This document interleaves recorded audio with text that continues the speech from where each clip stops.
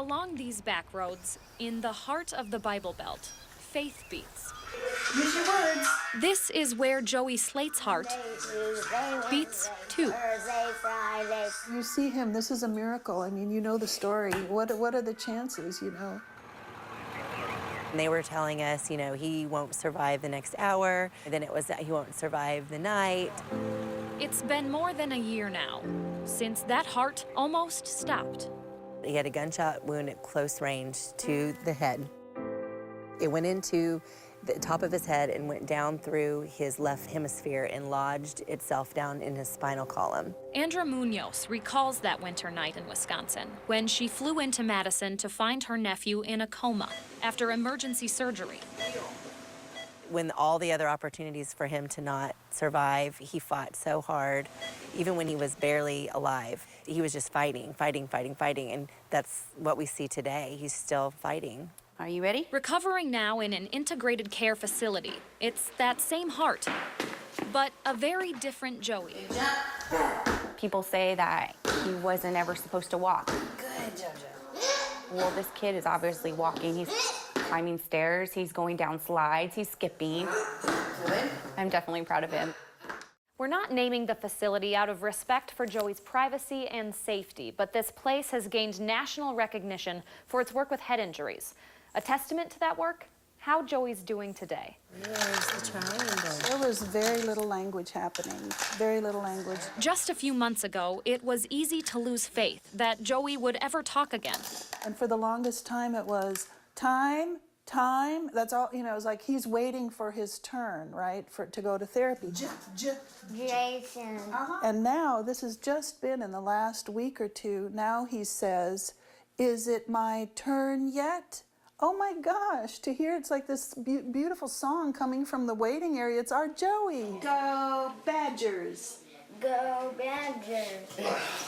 Joey can say several syllables at a time now, then answer questions, far surpassing any medical expectations.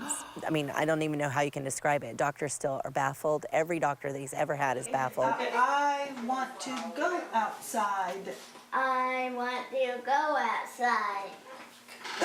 So, Caretakers are convinced yes it is. there's something special about this little boy. When you see Joey Slate, you're being given a glimpse into something that Come on, Jimmy. very few people get to see. It's you're being given a chance to see a miracle. Hold on, don't go away. That's what I would say. He's a miracle. This heart that's set on healing has made an impact reaching far past these woods. In fact, it may not be only those Bible Belt believers who have faith in the future. He's got a story to tell, and there's a reason he's here, and I just can't wait to see what that's going to be, because it's going to be something really special. I have a vision of this boy walking through my door when he's, 18, and just being okay, and, it could happen.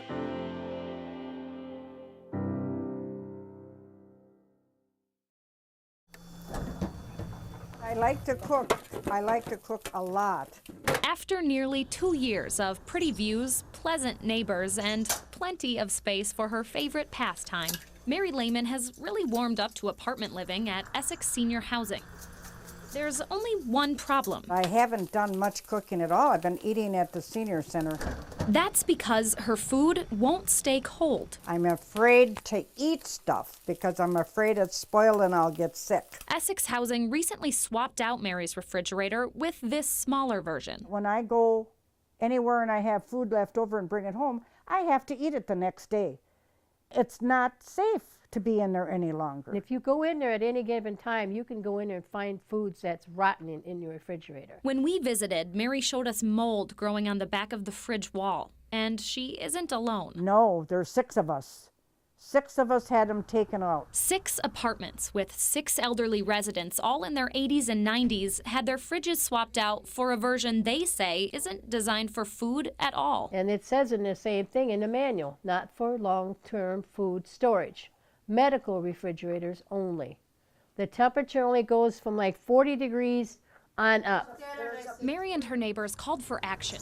So we called the management company, and Essex Apartments told us regulations by the Department of Housing and Urban Development required the fridge change to meet handicap-accessible apartment guidelines. And at first, they only offered 2 solutions: get on a wait list to move apartments or leave. Doing what they want us to do to move doesn't solve the issue because it's going to come up to somebody else. The poor sucker comes in after this. And there are people here that are wonderful people, but they can't, some of them can't afford just to put out $1,000 to move. We asked HUD ourselves about those regulations, and officials there said HUD only requires the apartment to have certain space measurements. There's no specification for fridge size or type. Just before this story was set to air, Essex Apartments told us while they've followed all HUD regulations, they would be voluntarily replacing the fridges anyway. After too many heated conversations, it's exactly what Mary and her neighbors have been hoping to hear. In Wanakee, I'm Leah Lynchide for WISC News 3.